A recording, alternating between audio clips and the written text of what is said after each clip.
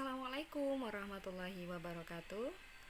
Baik, segmen sore kali ini kita akan belajar tentang dasar-dasar intervensi psikologis. Nah, sebelum itu mari bersama-sama kita berdoa terlebih dahulu supaya apa yang kita pelajari pada kali ini, pada segmen kali ini, kita diberikan ilmu yang bermanfaat dan keberkahan dari ilmu yang kita pelajari. Baik, berbicara tentang intervensi psikologis, maka kita harus tahu apa yang disebut intervensi psikologis itu sendiri. Nah, intervensi adalah kegiatan yang dilakukan secara sistematis, terencana, berdasarkan hasil asesmen untuk mengubah perilaku atau keadaan individu, kelompok, atau masyarakat menuju kepada kebaikan atau mencegah keadaan buruknya suatu keadaan atau juga sebagai usaha preventif maupun kuratif. Jadi, kegiatan intervensi itu adalah kegiatan yang memang harus betul-betul direncanakan, ada prosedurnya, dilakukan berdasarkan hasil dari asesmen. Jadi, kita melakukan intervensi itu tidak boleh asal kita memberikan tindakan tanpa adanya dasar ilmiah atau dasar persoalan yang jelas berkaitan tentang problem yang kita temui tersebut. Intervensi psikologi sendiri ada yang individual, ini dilakukan kepada anak-anak, remaja, dewasa maupun lansia.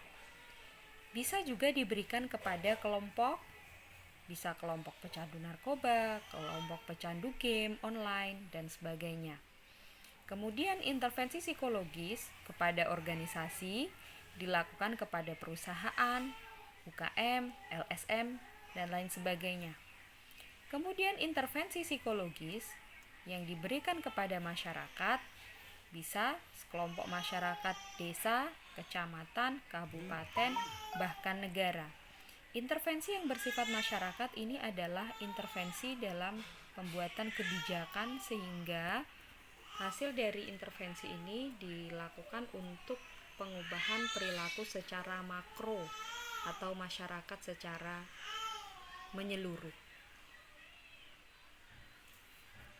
Nah, tahapan-tahapan dalam pemberian intervensi. Yang pertama adalah berasal dari permasalahan atau rujukan keluhan awal. Ini diketahui dari mana? Dari hasil anamnesa. Nah, setelah kita temukan permasalahan atau rujukan awal, maka tindakan yang selanjutnya adalah melakukan asesmen psikologis. Asesmen psikologis ini caranya dengan bagaimana? Kita melakukan observasi, kemudian wawancara, kemudian dilakukan serangkaian tes apabila itu diperlukan, kemudian hasil dari dokumentasi-dokumentasi yang lain. Nah, setelah dilakukan asesmen tadi, maka hasil asesmen dibuatlah sebuah kesimpulan atau keputusan dari hasil apa yang diungkap. Nah, hasil keputusan tersebut atau kesimpulan tadi, maka di situ disebutlah kita menegakkan diagnosa. Diagnosa ini didapatkan dari mana? Bisa dari PPDGJ, bisa dari DSM-4, bahkan sekarang ada DSM-5, kemudian juga ICD-10.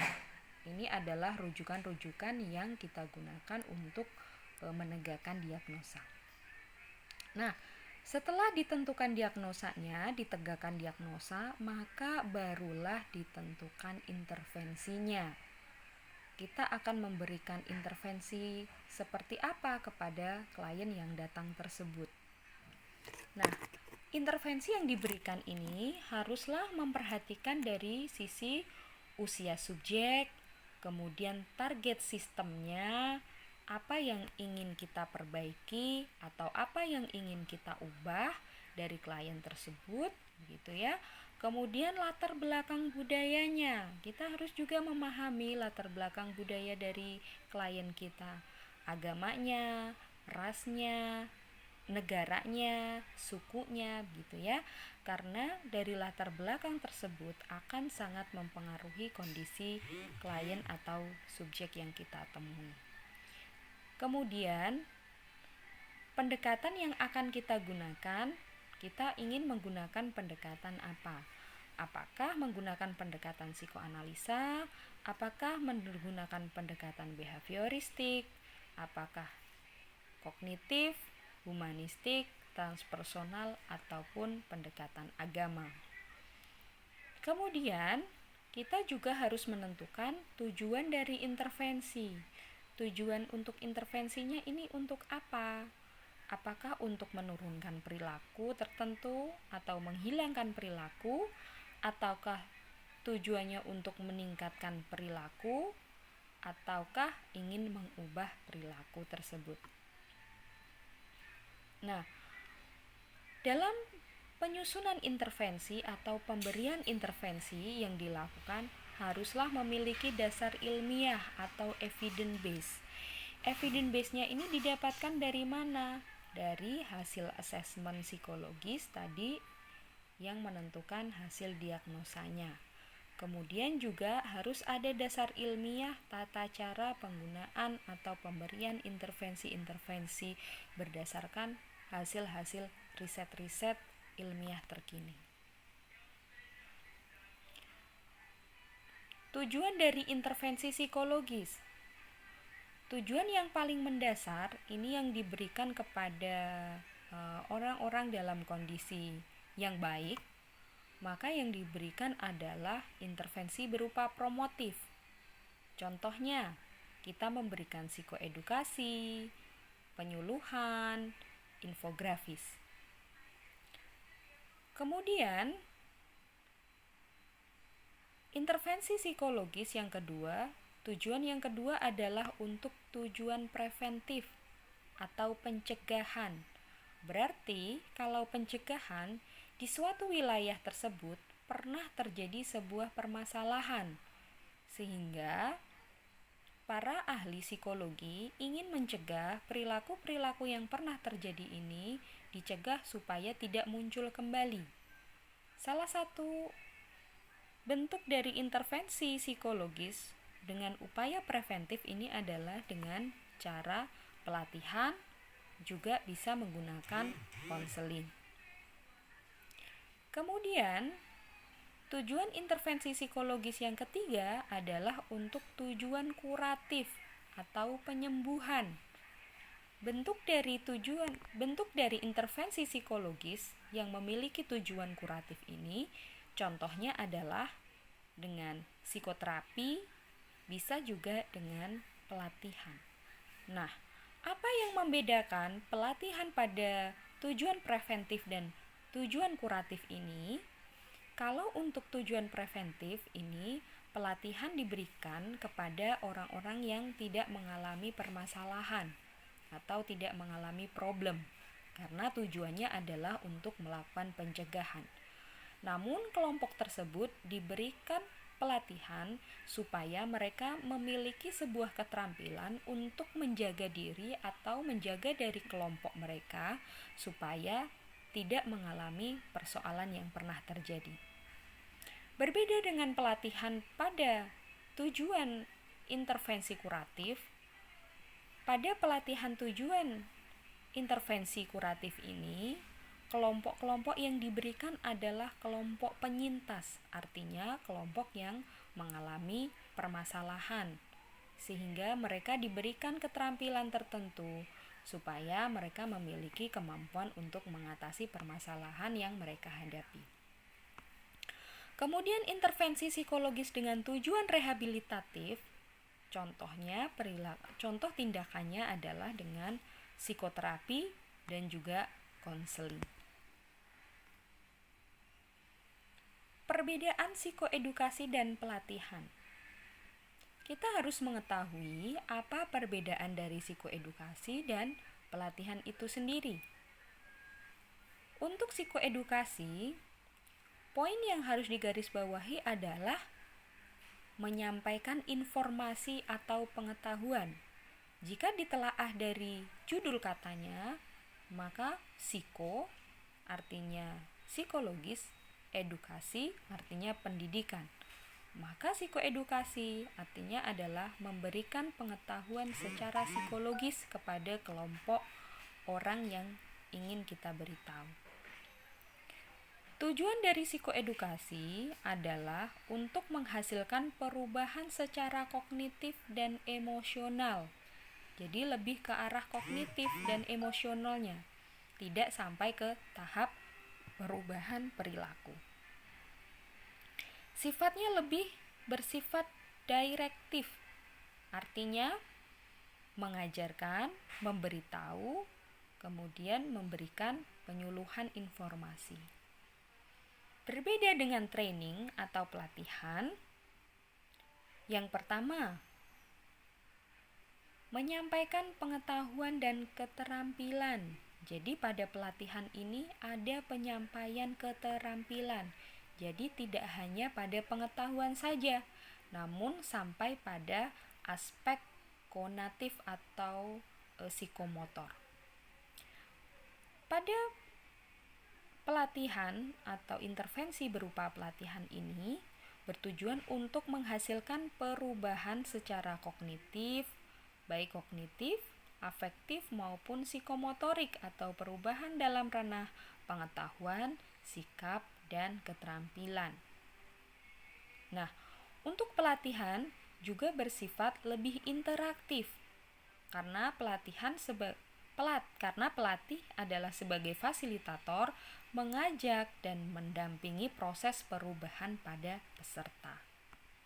Nah, itu ya bisa dipahami ya, kalau psikoedukasi menitik beratkan kepada penyampaian informasi pengetahuan yang mana tujuannya hanya merubah sampai pada tahap emosional, jadi kognitif dan afeksinya.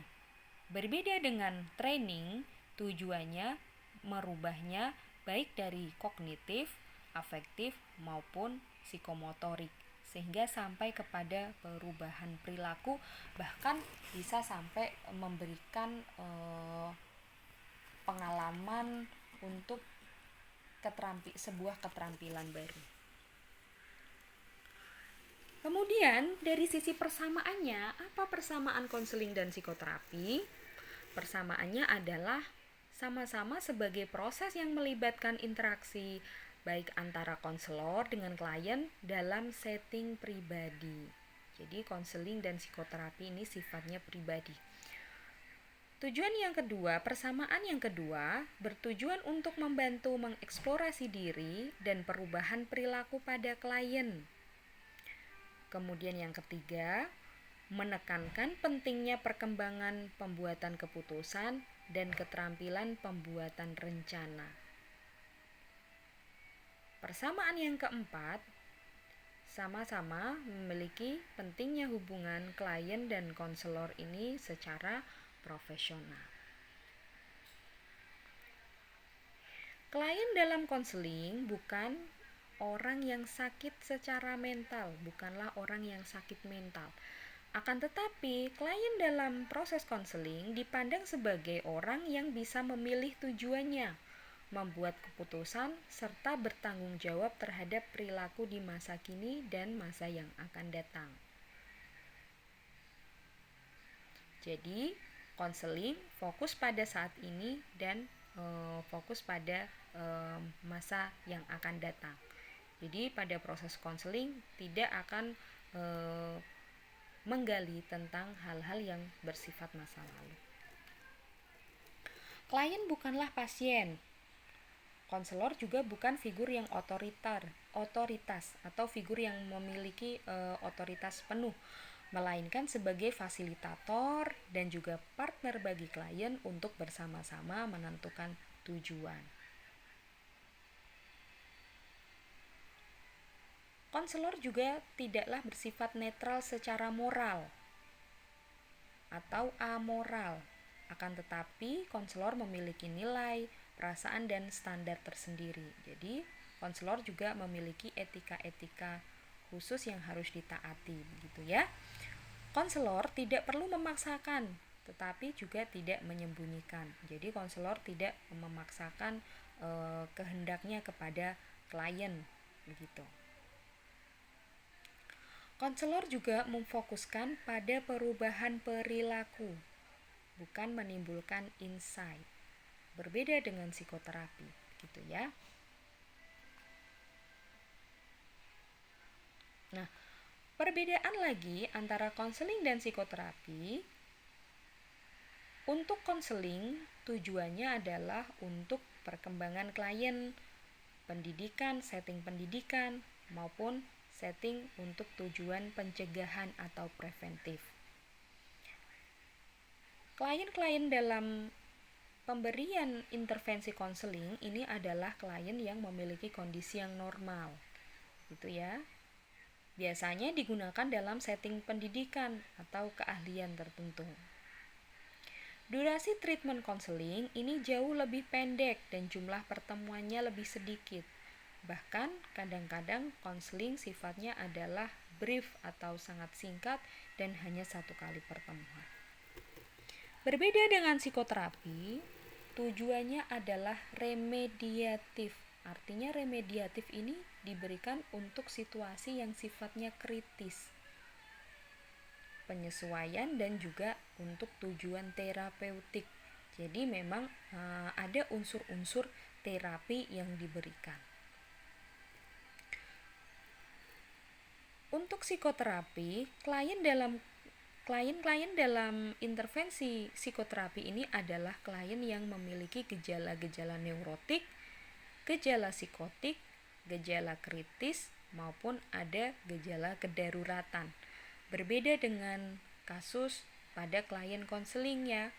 Untuk kasus klien konseling ini, kasus permasalahannya adalah permasalahan-permasalahan ringan yang dialami oleh orang-orang yang kondisinya adalah normal. Meskipun sama-sama ada problem atau permasalahan, untuk tahap konseling, tahap permasalahannya adalah permasalahan yang ringan dan umum. Kemudian untuk psikoterapi biasanya settingnya adalah klinis. Ranah praktisnya ada di rumah sakit maupun praktek dari psikolog. Durasi treatment psikoterapi lebih panjang dan lebih lama, bahkan terkadang sampai bulan dan bertahun-tahun. Minimal pertemuan dari proses psikoterapi memakan waktu 8 hingga 16 kali pertemuan. Dan ini akan kembali lagi kepada kondisi klien. Bisa menjadi lebih panjang lagi, gitu ya, tergantung dari tujuan dari terapi yang ingin dicapai. Intervensi sesuai dengan tahap perkembangan dan tingkatan sistem. Untuk intervensi tingkat perkembangan, maka bisa dimulai dari klien yang berusia bayi, kemudian anak-anak, remaja, dewasa, hingga lansia. Untuk intervensi sistem, ini bisa dimulai dari individu, ini yang paling kecil, klien individual, kemudian keluarga, ini juga termasuk sistem, begitu ya. Sistem yang paling kecil adalah keluarga, kemudian masyarakat, organisasi, bahkan hingga ranah ke dunia. Intervensi pada bayi. Intervensi pada bayi ini yang akan melakukan adalah orang tua atau orang dewasa yang berada dalam kehidupan sehari-hari yang paling dekat dengan bayi. Psikolog melakukan perancangan intervensi berdasarkan teori perilaku atau teori behavioristik. Langkah-langkah intervensi sangatlah operasional, sehingga dapat dilakukan oleh orang dewasa untuk si bayi. Kemudian, intervensi pada bayi ini sudah ada mulai dari pendidikan usia dini yang dibuat atau ditentukan, disusun oleh Diknas. Untuk kesehatan dan perkembangan bayi, biasanya juga sudah ada kebijakan dari WHO. Sehingga teknis dari intervensi pada bayi ini sifatnya adalah lebih ke arah praktis, sehingga orang dengan latar belakang umum tanpa ada pengetahuan psikologi dengan pendampingan psikolog dan intervensi yang sudah dirancang oleh psikolog ini diberikan kepada orang tua bayi supaya bisa dilakukan. Intervensi untuk anak. Langkah-langkahnya hampir sama dengan bayi. Apabila anak sudah mulai bisa berjalan dan bisa bicara, maka intervensi dapat berupa berbagai macam terapi, bergantung pada gangguan perkembangan pada anak. Bila sampai umur 2 tahun anak belum mampu berbicara, maka perlu diteliti secara lebih jauh lagi mengapa anak belum mampu berbicara dan kebutuhan untuk terapi wicara. Intervensi pada anak bergantung pada kebutuhan sesuai dengan gangguan yang diderita. Contohnya, untuk kasus trauma, maka untuk intervensi anak-anak ini terapi bermain sudah dapat diberikan. Untuk perubahan perilaku, psikolog dapat merancang sesuai dengan kebutuhan berdasarkan teori-teori dari perilaku. Intervensi pada remaja. Perlu diteliti lebih dahulu apakah yang dialami oleh remaja ini berkaitan dengan perkembangan remaja, karena tiap-tiap perkembangan pada masa-masa tertentu memiliki kekhususan masing-masing, sehingga perlu sangat berhati-hati bagi profesional dalam mengambil keputusan apakah intervensi psikologis tersebut betul-betul dibutuhkan. Terapi untuk remaja juga banyak tersedia, hampir sama dengan yang untuk klien-klien dewasa. Apabila pada kasus remaja yang mengeluh adalah orang tuanya, maka yang perlu dilibatkan untuk intervensi tersebut adalah seluruh keluarga atau bahkan orang tuanya saja. Kemudian, terapi untuk remaja dapat juga dilakukan di luar ruangan, misalnya untuk kasus individual dia dapat diajak berjalan-jalan ke taman atau di tempat yang remaja ini merasa nyaman. Terapi kelompok juga sudah dapat dilaksanakan untuk remaja. Maka mereka atau remaja ini digabungkan dengan teman-teman remaja yang lain dengan berbagai macam kegiatan di luar ruangan. Remaja juga dapat dilibatkan dalam intervensi untuk masyarakat. Salah satu contohnya, misalnya memberikan intervensi kepada kelurahan tertentu, gitu ya, kelurahan X, itu untuk mencegah perilaku seks bebas misalnya. Nah, untuk penyusunan intervensi tersebut dalam pelaksanaannya kita bisa melibatkan remaja, contohnya adalah kelompok organisasi Karang Taruna, begitu ya, kita libatkan dan kita berikan tugas kepada mereka untuk juga berpartisipasi aktif dalam melaksanakan intervensi. Kebijakan kesehatan mental pada remaja juga dapat dipromosikan di sekolah-sekolah sebagai upaya prevensi bagi gangguan yang lebih lanjut. Kemudian intervensi yang ketiga, untuk klien dewasa. Berbagai macam intervensi juga tersedia untuk orang yang dewasa. Apabila kebutuhannya menyangkut pasangan, maka ada terapi untuk pasangan atau couple terapi. Jika menyangkut perkawinan, ada juga terapi perkawinan. Kalau yang mengikuti seluruh keluarga, ada juga terapi keluarga. Intervensi untuk dewasa secara individual, berbagai macam terapi juga tersedia dari mulai pendekatan humanistik, perilaku kognitif, psikodinamika, psikoterapi transpersonal, hingga psikoterapi berbasis dengan agama. Promosi kesehatan mental orang dewasa dapat digabung dengan program yang ada di organisasi masing-masing. Untuk kesehatan psikofisik, dapat didukung oleh kebijakan kesehatan secara umum. Psikofisik ini contohnya adalah kasus-kasus psikosomatis.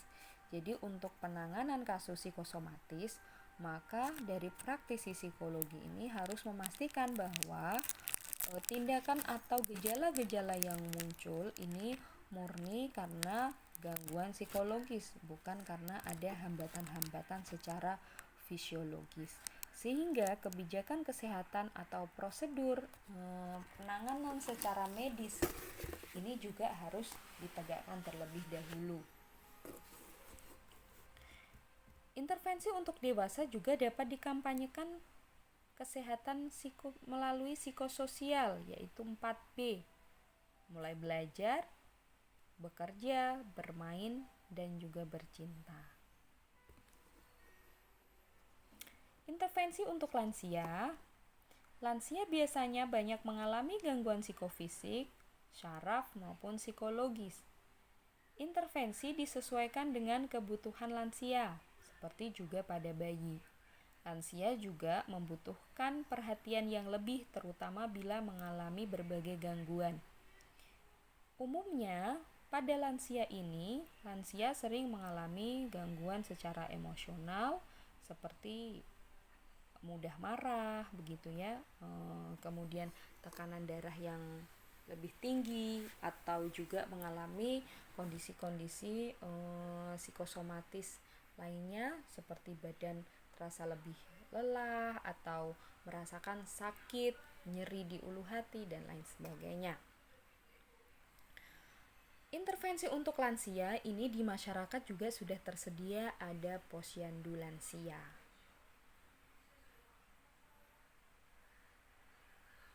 Oke, demikianlah materi kita pada segmen kali ini, segmen pengantar dari